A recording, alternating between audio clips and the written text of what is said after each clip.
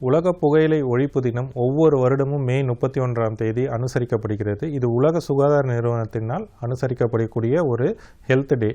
இந்த வருஷ தீம் என்னன்னு பார்த்தீங்க அப்படின்னா, புகையிலை நிறுவனங்களின் முகமூடியை அம்பலப்படுத்துதல். அதில் முக்கியமான நிக்கோட்டின் மற்றும் புகையிலையை சார்ந்த அடிமைத்தனத்தை எதிர்கொள்ளுதல். இதுதான் இந்த வருஷம் தீமாக வச்சுருக்காங்க.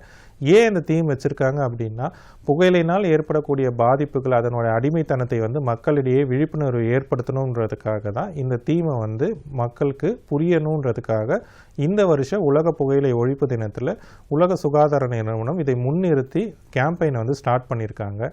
இந்த கேம்பெயின் மூலமாக நம்ம என்ன தெரிஞ்சுக்கணும் அப்படின்னா, புகையிலையினுடைய பாதிப்பு மட்டும் இல்லாமல் அதனுடைய அடிமைத்தனம் அது எவ்வளவு தீங்கானதுன்றது மக்கள் புரிஞ்சுக்கணும்.